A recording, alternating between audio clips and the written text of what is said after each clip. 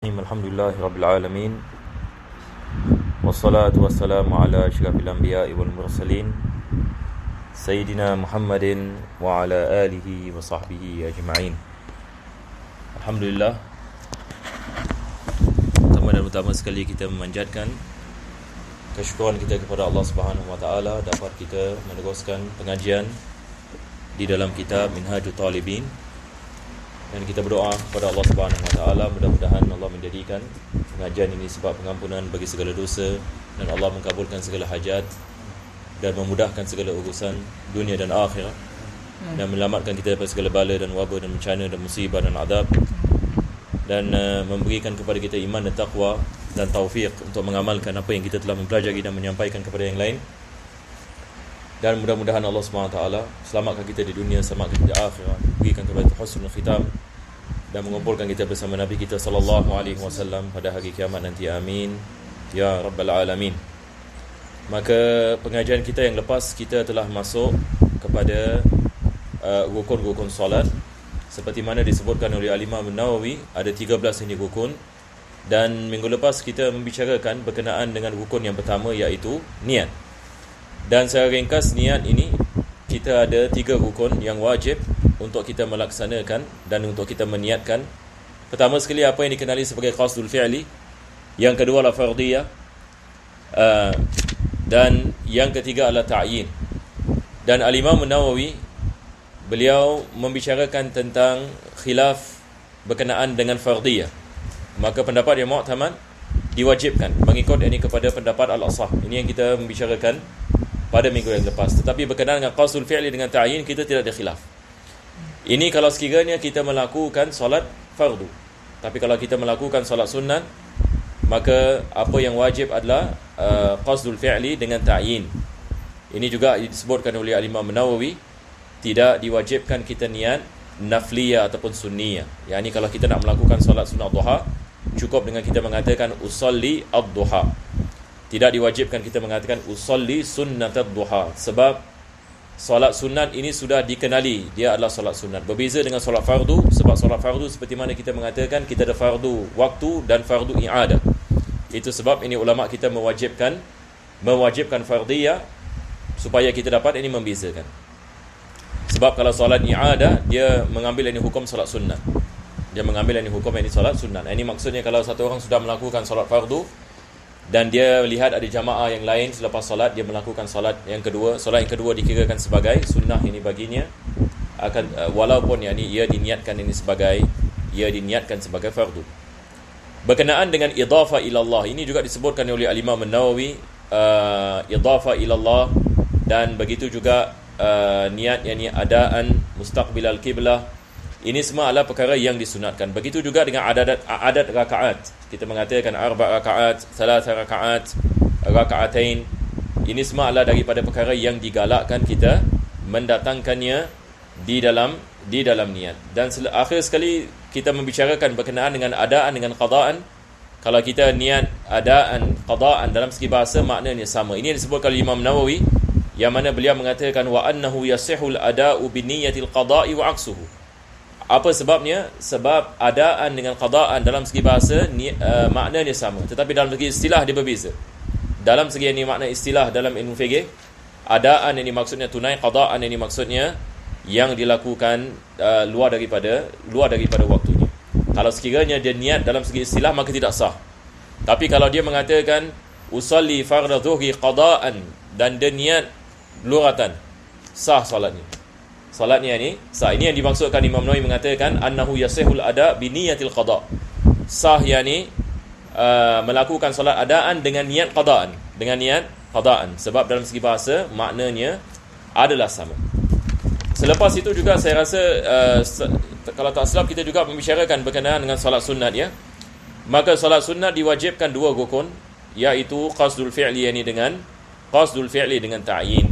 Wa fi niyyatin nafliyah wajhan. Ini kita ada khilaf ini di antara ashab, ini 2 wajah. Wajah ini dalam mazhab Imam Syafi'i, maksudnya pendapat ashab.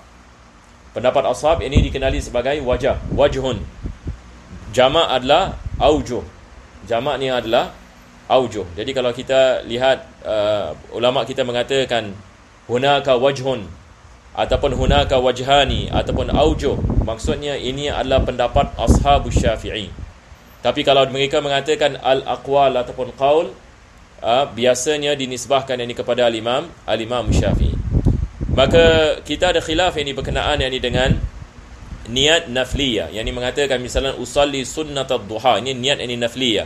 Adakah diwajibkan? Di sini al-Imam An-Nawawi dia mengatakan qultu as-sahih, mengikut ini kepada pendapat ini as-sahih, la tushtaratu niyatun nafliyah, yang ini tidak menjadi syarat, yang ini tidak menjadi kewajipan untuk kita melakukan niat yang ini nafliyah. Dan ini adalah pendapat mu'tamad dalam mazhab. Muqabil sahih seperti mana kita mengatakan dhaif, betul ke tidak?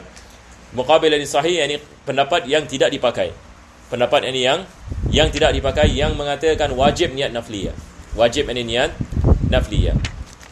Jadi saya rasa di sini kita berhenti ya. Selepas itu beliau mengatakan, nanti insya-Allah nanti kita baca. Beliau mengatakan wa yakfi fil naflil mutlaqi niyatu fi'lis salah. Nafil mutlaq, salat sunat yang tidak ada sebab. Yang dimaksudkan dengan nafil mutlaq ini maksudnya salat sunat ini yang tidak ada sebab. Maka cukup kita mengatakan qasdul fi'li, usalli Allahu akbar, usalli Allahu akbar. Yang disunatkan kita mengatakan lillahi ta'ala, usalli lillahi ta'ala. Maka ini adalah jenis salat sunat yang tidak ada sebab. Jadi salat sunat yang ada sebab, salat sunat yang berkait dengan waktu, wajib kita ta'yin, wajib ada ta'yin. Kita nak melakukan salat duha, wajib ta'yin. Kita nak melakukan salat istikharah, wajib ta'yin. Salat hajat, wajib ta'yin. Kita tidak boleh mengatakan usalli sahaja, sebab ini adalah salat yang ada sebab, ataupun dia ada waktu yang tertentu, seperti salat tarawih ini sebagai misal. Wajib ini kita melakukan ta'yin. Tapi kalau salat nafil mutlak tidak diwajibkan kita melakukan ta'yin. Nah, siapa baca? Satu orang baca? Kita baca daripada sini insya-Allah. Wa niyatu qala Imam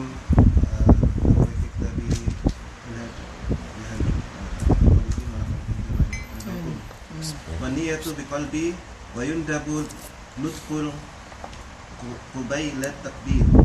Athani takbiratul ihram. ويتعين على القادر الله أكبر ولا تضر زيادة لا تمنع الاسم فالله أكبر وكذا الله الجليل الأكبر في الأصح لا أكبر الله على صحيح ومن عجز ترجم ووجب التعلم إن قدر ويسن رفع يديه في تكبيره حذو من كبيه وأصح رفعه مع ابتدائه ويجب قبل نية بتكبيرة وقيل يكفي بأوله. Okey, sekarang kita akan lihat perkara yang ini yang bersangkut paut ini dengan niat dahulu. Kita belum habis lagi sedikit. Selepas ini insya-Allah kita akan bicarakan ini tentang rukun yang kedua, iaitu takbiratul ihram. Al-Imam An-Nawawi setelah dia membicarakan tentang niat nafil mutlak, beliau mengatakan wan niyatu bil qalbi. Ini asal ni. Niat ini dengan hati. Asal yang ini niat adalah apa yang terguris ini di dalam hati. Akan tetapi dalam mazhab al-Imam Syafi'i disunatkan kita melafazkan niat. Disunatkan kita melafazkan niat. Apa sebabnya? Supaya ia dapat menguatkan hati kita apabila kita melakukan niat. Apabila kita nak melakukan niat di hati, sebelum kita niat di hati, kita melafazkannya supaya ia dapat menguatkan. Supaya ia dapat menguatkan ini niat di hati. Dan Al-Imam Syafi'i melakukan kias, sebab Nabi SAW apabila melakukan haji, dia melafazkan niat. Dia mengatakan nawaitul hajja wa ahramtu bihi lillahi ta'ala. Maka salat ini dikiaskan ini kepada haji, sebab kalau haji disunatkan melafazkan niat, maka salat ini dia lebih besar ini daripada haji dalam segi martabat. Maka disunatkan yang kita melafazkan niat. Tetapi perkara ini kita juga harus faham berbeza dengan mazhab-mazhab ini yang lain. Ini adalah daripada perbezaan mazhab al-Imam Syafi'i dengan mazhab ini yang lain, sebab mazhab ini yang lain mengatakan tidak disunatkan melafazkan niat. Mazhab ini Maliki mengatakan makruh melafazkan niat. Ini mungkin saya membicarakan supaya kita dapat faham perkara ini dengan lebih luas sedikit. Sebab kadang-kadang kita lihat ada orang yang dikeliru, misalnya mengatakan adakah melafazkan niat dibolehkan, tidak dibolehkan dan sebagainya. Kita harus faham kita ada perbezaan yang ulama dalam berkenaan dengan melafazkan niat. Mazhab ini Maliki, mereka mengatakan makruh melafazkan niat. Apa sebabnya?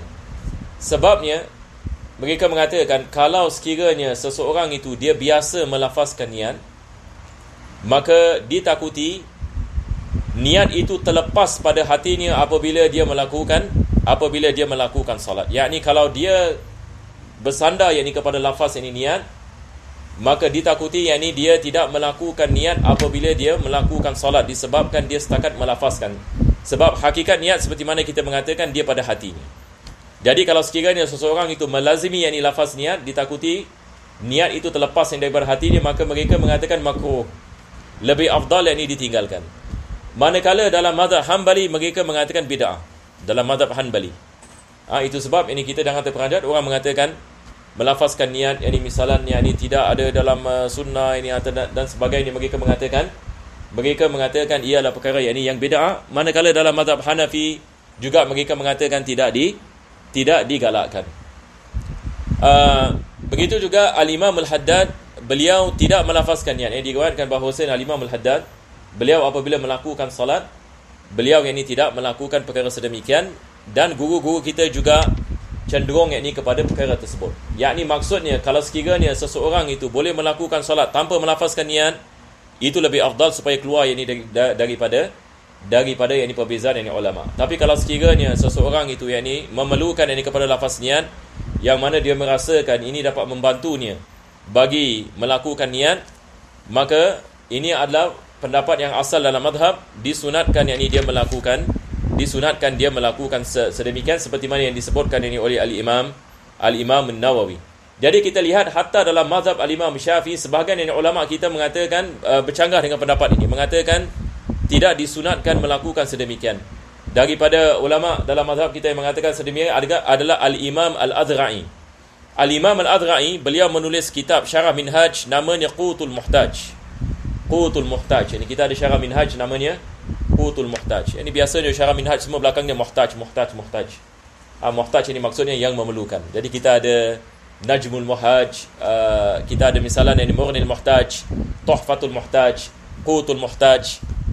Wallahu alam ini banyak ini di belakangnya semua adalah muhtaj. Sebab ini adalah bagi orang yang memerlukan untuk memahami minhaj. Jadi Al-Imam Al-Adhra'i daripada ulama ini yang mengatakan tidak disunatkan ini kita melakukan sedemikian, dan sebahagian daripada ulama kita juga yakni tidak melakukannya. Selepas itu insya-Allah kita akan membicarakan yakni tentang rukun yang kedua. Rukun yang kedua adalah berkenaan dengan takbiratul ihram. Maka Al-Imam An-Nawawi mengatakan wa yata'ayyanu 'alal qadiri Allahu akbar. Maka diwajibkan bagi mereka yang mampu yang melakukan sedemikian. Sebab selepas ini dia akan membicarakan kalau orang tak mampu. Kalau orang tidak mampu, maka dia boleh terjemahkan. Dia boleh terjemahkan takbir. Kalau sekiranya dia masuk Islam dan dia tidak mampu melafazkannya, itu akan datang. Tapi kalau sekiranya dia mampu, maka wajib dia melakukan takbir dengan melafazkan Allahu Akbar. Maka yata'ayyan di sini maksudnya hanya lafaz Allahu Akbar. Dia tidak boleh tukar dengan lafaz yang lain. Dia tidak boleh tukar misalnya dengan lafaz la ilaha illallah. Maka wajib Allahu Akbar. Ini yang dimaksudkan dengan yata'ayyan. Berbeza dengan mazhab Hanafi. Mazhab Hanafi mengatakan dia boleh menukarkan dengan zikir yang lain. Dalam mazhab Hanafi, kalau orang takbir dengan la ilaha illallah, sah salat. Yakni bila dia nak masuk salat, dia mengatakan la ilaha illallah, maka sah salatnya. Yakni dia membuka salat ini dengan zikrullah. Tapi dalam mazhab Imam Syafi'i khusus Allahu Akbar. Lafaz Allahu Akbar. Dan selepas itu Al-Imam Nawawi mengatakan wala tadurru ziyadatun la tamna'ul isma. Dibolehkan kita menambah sesuatu yang tidak mengubahkan makna jumlah. Seperti apa? Dia memberikan misal. Dia mengatakan Allahul Akbar. Nampak tak? Yani Allahul Akbar. Jadi kita menambahkan alif lam ini kepada Akbar. Sekarang kita menanyakan soalan, adakah dia mengubahkan makna? Allahu Akbar dengan Allahul Akbar. Bezanya hanya bagi ta'rif. Yakni maksudnya, bila kita mengatakan Allahu Akbar, Allah Maha Besar. Allahul Akbar, Allah adalah dia yang Maha Besar. Nampak tak? Jadi bila alif lam ta'rif, bila kita masukkan, maka dia menekankan makna. Dia menekankan makna. Tetapi dia tidak mengubahkan makna. Maka sah yakni salatnya. Tetapi lebih afdal yakni dielakkan. Lebih afdal yakni dielakkan. Begitu juga penulis memberikan misal, kita menambahkan sifat. Seperti apa? Allahul Jalilu Akbar. Jadi yang ditambah di sini adalah Al-Jalil. Al-Jalil adalah daripada nama Allah Subhanahu Wa Taala. Maka dia adalah sifat bagi Allah. Sifat ini sifat dalam segi nahwu ya. Yakni Allahul Jalil. Allahul Jalil. Maka Al-Jalil dia adalah sifat bagi Allah. Tapi kalau sekiranya tidak ada alif lam, tidak sah. Kalau dia mengatakan Allahu Jalilun, sekarang dia sudah menjadi khabar. Allah adalah mubtada, ini khabar, maka tidak sah. Tapi kalau dia sifat, dia balik kepada Allah, sebab yang ni khabarnya adalah akbar. Takbir ini khabarnya adalah akbar. Tapi kalau kita menukar khabarnya, maksudnya kita menukar maknanya. Jadi kalau kita Allahul Jalilu Akbar, maka di sini Al-Jalil dia setakat sifat saja. Tetapi dia balik ini mubtada, ini balik kepada mana? Balik ini kepada Allah, maka sah. Dan ini juga ada khilaf, ini muqabil asah mengatakan yang ini tidak sah.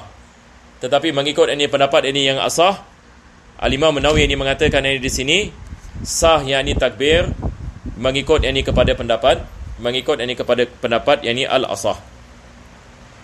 Dan beliau mengatakan la akbarullah. Satu orang ini dia melakukan takbir dengan mengatakan akbarullah. Ini tidak sah ala sahih. Sebab ini dia berbeza ini makna ini dengan Allahu Akbar. Dia berbeza ini makna ini dengan Allahu Akbar, maka yang ini tidak sah. Dan setakat ini kita lihat berkenaan dengan syarat-syarat ini takbir tidak disebutkan dalam kitab Minhaj, tetapi kita ada disebutkan ini di dalam kitab-kitab ini yang lain. Sebagai misal ini kita ada bait ini syair berkenaan dengan syarat-syarat takbir. Syarat-syarat takbir ini kesemuanya kita ada 20 syarat. Jadi insya-Allah saya akan baca ini dengan ringkas insya-Allah. Jadi kesemuanya kita ada 20 syarat. Yang pertama, jadi ini kita keluar daripada matan sekejap ya. Yang pertama adalah syarat yang takbir, kita mesti mendengar takbir tersebut. Sebab ini daripada rukun qauli. Jadi kadar yang minimum adalah kita mendengar bacaan kita. Kita mengatakan Allahu Akbar. Yang sekurang-kurangnya ini kita dapat mendengar bacaannya. Yang kedua, wajib dilakukan dalam keadaan berdiri bagi solat fardu. Yang ketiga, wajib dilafazkan dengan bahasa Arab. Asalnya tidak boleh diterjemahkan, melainkan kalau dia tidak mampu, ni akan datang insya-Allah. Penulis mengatakan boleh diterjemahkan. Tapi kalau dia mampu, maka wajib dia mendatangkan dalam bahasa Arab. Yang keempat, mesti ada tertib. Allahu Akbar. Tidak boleh Akbar Allah. Ini seperti mana Imam Nawawi mengatakan. Jadi dia mesti mengikut kepada tertib. Yang kelima, wajib yakni mendatangkan lafaz jalalah, yakni Allah. Tidak boleh kita menggantikan dengan Ar-Rahman Akbar, Ar-Rahim Akbar. Wajib kita mendatangkan Allah. Ini yang kelima. Yang keenam, mendatangkan lafaz akbar. Tidak boleh yakni kita mendatangkan lafaz ini yang lain seperti ajal ataupun yakni lafaz aqdas. Tidak dibolehkan. Yang ketujuh, tidak memanjangkan alif pada Allah. Jadi kalau satu orang Allahu Akbar, maka ini dia menanya soal. Ini menjadi istifham. Adakah Allah itu maha besar? Kalau dia memanjangkan alif, maka tidak sah salatnya. Takbirnya tidak sah, maka salatnya ini juga tidak sah. Yang ke-8, tidak memanjangkan ba. Kalau dia mengatakan na'udzubillah min zalik, Allahu akbar, yakni memanjangkan ba, daripada makna akbar adalah gendang dalam bahasa Arab, akbar, maka ini kalau dia melakukan dengan sengaja, yakni ulama kita mengatakan boleh membawa kepada kekufuran, sebab dia mengatakan Allah itu gendang. Na'udzubillah min zalik. Jadi kita tidak boleh memanjangkan. Kadang-kadang ada orang buat silap kat sini. Kita solat ini belakang dia, takbir aja kita dah takut. Kita dengar takbir aja kita dah tak confident. Ada orang yang memanjangkan, faham? Wallahualam, saya rasa dulu pernah satu kali ada yakni encounter lah, ala kulli hal.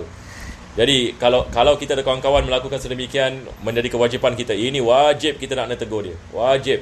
Sebab ini kesian ya, ni kalau dia solat ini seumur hidup, ini begitu muskilah ya. Jadi kita membantunya, ini kita nak kena ajar pada ni, mengatakan tak boleh ya. Ini tidak ada qaul. Yang kesembilan, tidak yakni membaca ba dengan tasydid. Akbar. Ini juga yakni tidak sah. Takbir ini tidak sah, ini dia mengubah yakni makna. Yang ke-10 mesti ada mualah. Tidak boleh berhenti. Allah, berhenti sekejap. Akbar, tidak sah. Mesti ada mualah. Allahu akbar. Terus.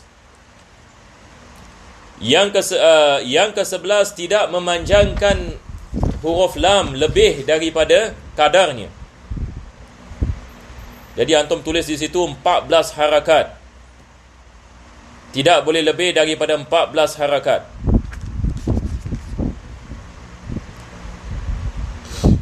Tidak boleh lebih daripada 14 yakni harakat. Yang ke-12, tidak boleh menambahkan waw di antaranya. Yakni menambahkan waw maksudnya apa? Dia menambahkan waw kepada huruf ha. Allahu akbar. Yang dia memanjangkan hu. Yang ke-13, tidak menambahkan waw sebelum nama Allah.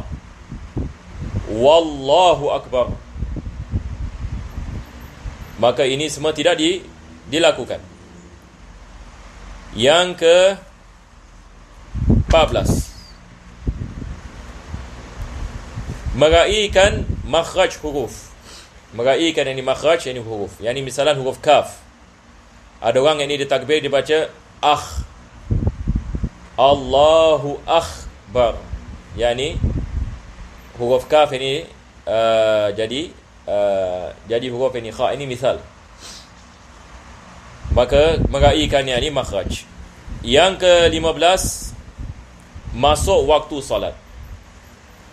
Yang ini kalau ada takbir belum lagi masuk waktu salat, tidak sah salatnya.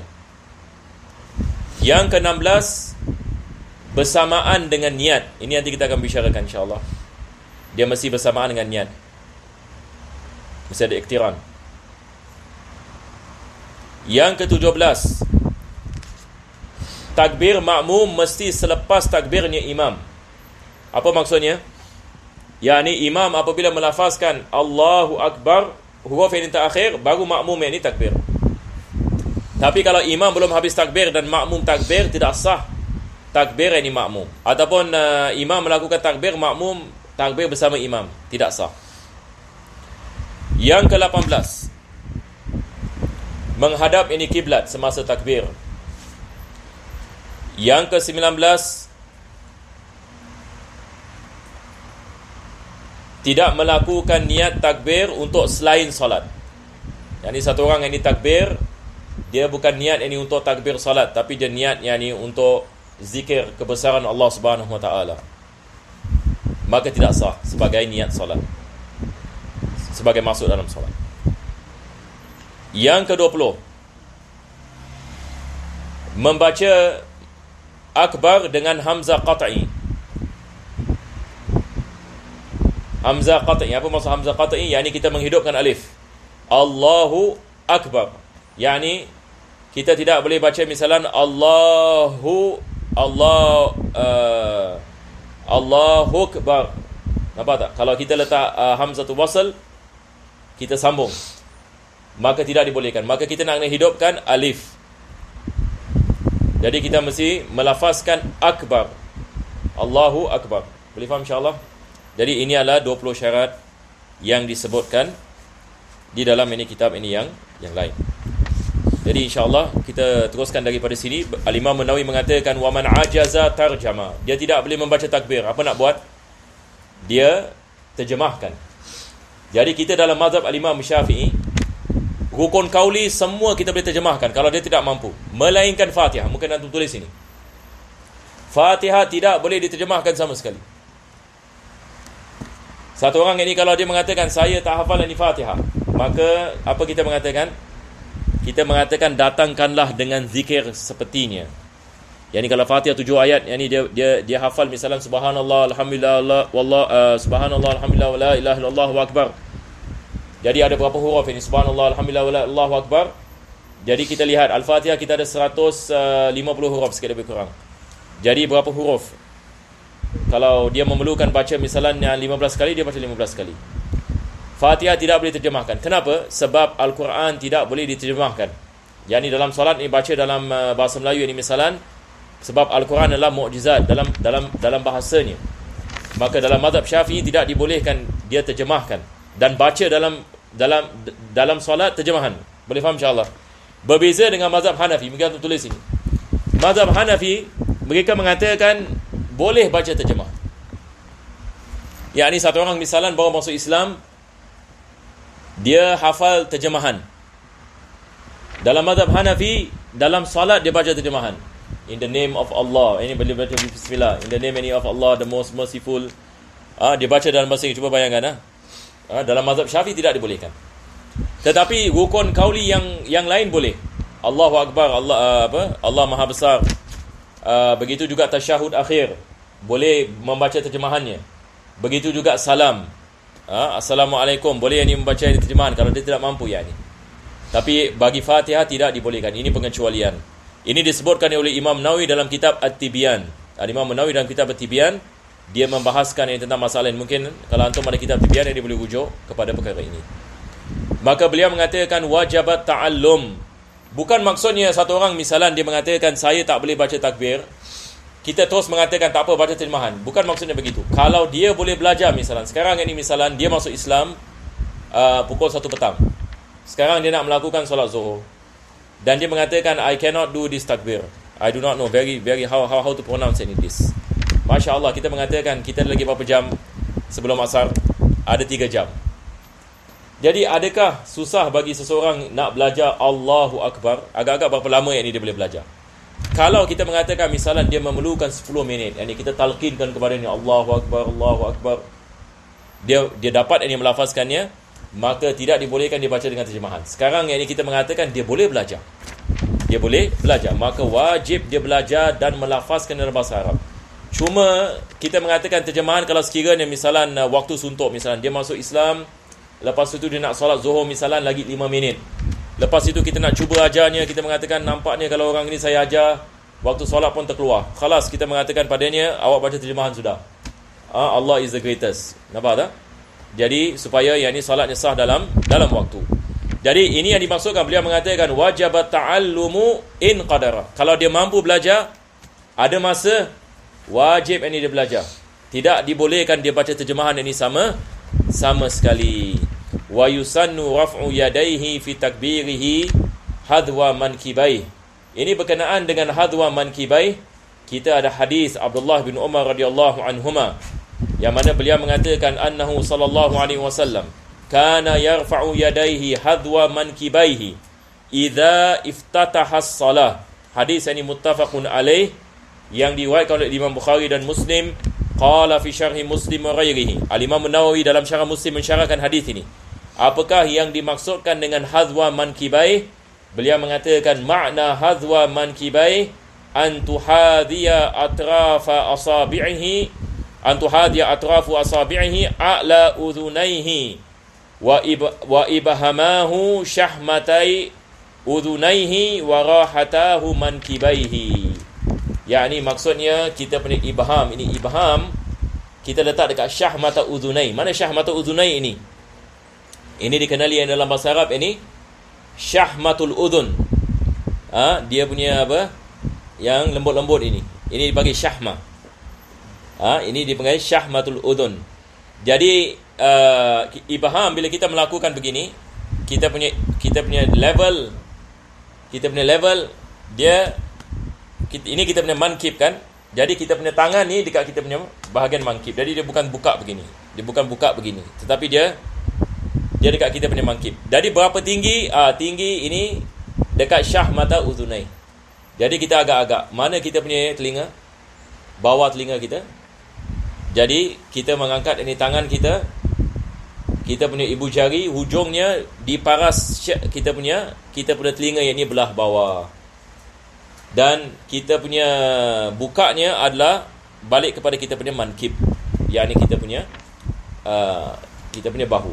Ini yang dimaksudkan ini dengan hadwa mankibai.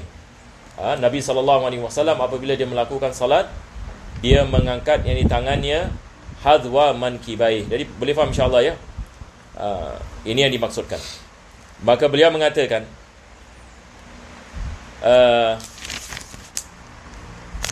wa yusannu raf'u yadayhi hadwa mankibaihi wal asahhu raf'uhu ma'a ibtidaihi.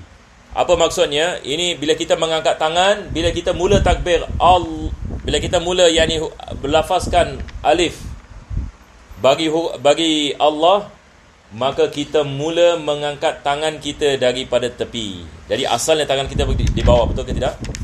Jadi bila kita mengangkat tangan apabila kita mula takbir. Jadi caranya adalah bukan kita angkat tangan baru kita takbir, tapi kita sambil angkat tangan kita dah mula takbir. Jadi apabila kita habis takbir, kita sudah meletakkan tangan kita di atas kita punya pusat. Ini adalah caranya. Jadi beliau mengatakan ini mengikut ini kepada pendapat ini yang asah. Mengikut ini kepada pendapat yang asah, ini caranya. Ini juga disebutkan oleh Imam Ghazali dalam Bidayatul Hidayah. Cuma dalam Bidayatul Hidayah ada sesuatu yang disebutkan oleh Imam Ghazali agak berbeza sedikit. Sebab dalam Bidayatul Hidayah, kalau antum lihat, dia membicarakan tentang angkat, lepas itu turun, lepas itu angkat balik. Nampak tak? Jadi ini juga yang ini dibolehkan. Ini disebutkan oleh Imam Ghazali di dalam ini Bidayatul Hidayah. Tapi wallahu alam, ini kebanyakan ini ulama-ulama kita, apa yang kita lihat, mereka mengangkat tangan terus ke dada. Itu juga yang ini dibolehkan. Jadi kedua-dua cara ini tidak ada masalah ini di dalamnya. Wa yajibu qarnu niyyati bit takbirah. Sekarang ini kita akan membicarakan ini masalah menghadirkan niat semasa takbir. Jadi kita lihat Al-Imam An-Nawawi ini dia mengatakan diwajibkan kita menyatukan niat apabila kita melakukan takbir. Apabila ini kita melakukan takbir. Okey, di sini kita nak tulis ini beberapa nota. Berkenaan dengan niat semasa takbir, kita ada dua cara. Pertama sekali, sebelum ini kita membicarakan tentang perkara ini, kita ada beberapa ini istilah. Istilah yang pertama dikenali sebagai istihdar haqiqi. Yang kedua kita ada istihdar urfi. Yang ketiga kita ada iqtiran haqiqi. Yang keempat kita ada iqtiran urfi. Jadi insya-Allah ini saya akan terangkan ini. Al-Imam Syafi'i, beliau apabila melakukan takbir, beliau membicarakan pertama sekali istihdar haqiqi. Apa maksud dengan istihdar haqiqi? Maksudnya kita menghadirkan tiap-tiap rukun solat semasa kita melakukan takbir. Cuba kita bayangkan, sekarang ini kita nak melakukan solat Isyak. Tamam? Jadi rakaat pertama kita ada berapa rukun? Rukuk, i'tidal, sujud, duduk di antara sujud, lepas itu rakaat yang kedua, lepas tu rakaat yang ketiga, lepas tu rakaat yang keempat. Semua yakni rukun-rukun. Daripada awal sampai habis solat, kita menghadirkannya. Ini dipanggil apa? Istihdar haqiqi. Yakni menghadirkan semua ajza'us solat, yakni bahagian solat. Menghadirkan ini semua yakni bahagian solat. Manakala istihdar urfi, sebagian ulama kita mengatakan istihdar hakiki ni sangat susah sekali. Ini yang disebutkan oleh ulama kita, seperti Al-Imam Ghazali ini sebagai misal. Mereka mengatakan kebanyakan orang tak mampu melakukan sedemikian. Kebanyakan orang awam tidak mampu yang melakukan sedemikian, yakni menghadirkan semua bahagian solat ini semasa takbir. Jadi mereka mengatakan cukup dengan istihdar urfi. Istihdar ini urfi, yang maksudnya kita tidak menghadirkan semua yang bahagian solat, tetapi yang kita menghadirkan solat itu secara keseluruhan. Solat itu yang secara keseluruhan. Yang kita nak melakukan solat isyak, maka kita menghadirkan solat isyak keseluruhannya, bukan yakni dengan terperinci tiap-tiap rukun pada tiap-tiap ini rakaat. Jadi ini yang dimasukkan ini dengan istihdar urfi. Dan ini juga susah, betul ke tidak? Ini juga merupakan perkara yang bukan senang. Untuk ini kita nak menghadirkan salat ini secara jumlah. Yang ketiga, kita ada apa? Iqtiran pula. Al-iqtiran hakiki. Apa maksudnya? Kalau kita membicarakan kata iqtiran ini hakiki, cuba bayangkan tadi istihdar, tiap-tiap bahagian daripada menghadirkan bahagian-bahagian salat, diwajibkan kita menghadirkan pada tiap-tiap huruf takbir. Ini dikenali sebagai iqtiran hakiki. Ya, ini bila kita melafazkan Allahu Akbar, bagi tiap-tiap huruf ini kita menghadirkan tiap-tiap bahagian salat.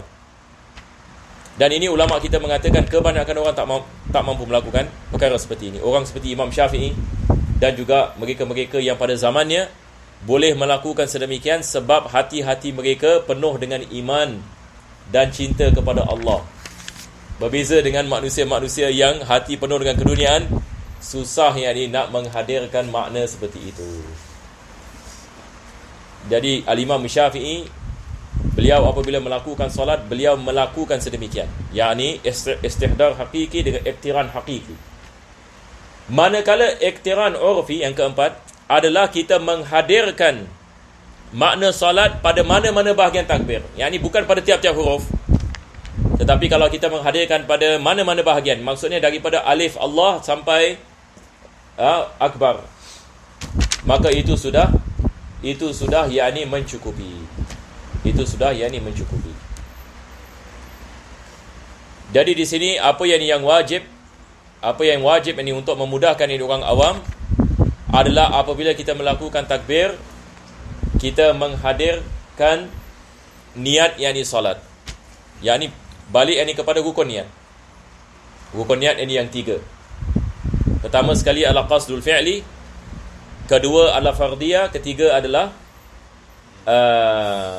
ta'yin. Ketiga adalah ta'yin. Jadi kalau kita nak melakukan solat zuhur ini misalan, cukup kita menghadirkan yang kita nak melakukan solat fardu zuhur apabila kita melakukan takbir. Dan pada mana-mana bahagian takbir, ini bukan maksudnya pada tiap-tiap ini huruf daripada takbir. Ini yang biasa yang kita mengamalkan dan biasa apa yang kita ajar. Apa yang kita ajar, ini yang kita ajar. Tetapi kalau kita nak mengamalkan iqtiran hakiki dengan istihdar hakiki, Masya Allah, silakan. Jadi ini agak yang ini susah sedikit. Dan kita ada qaul dalam madhab yang mengatakan tidak diwajibkan iqtiran niat, dan ini memudahkan orang awam. Tetapi dengan syarat dia melakukan niat sebelum takbir dengan satu nafas. Yakni maksudnya bila dia nak melakukan takbir, dia niat selepas sudah takbir dengan nafas yang sama. Maka ini bagi orang yang ada waswas. Kalau satu orang ini waswas, ini misalnya dia niat ini 10 kali, dia niat Allahu Akbar, dia tak boleh. Jadi bagi orang ini kita mengatakan jalan keluar baginya. Awak niat sebelum takbir, tapi nak kena cepat. Yani niat selepas itu, yakni baru melakukan takbir. Dan untuk pengetahuan kita juga, selain mazhab Syafi'i tidak ada iktiran niat. Mazhab Hanafi kita menandakan mereka macam mana yang mereka niat.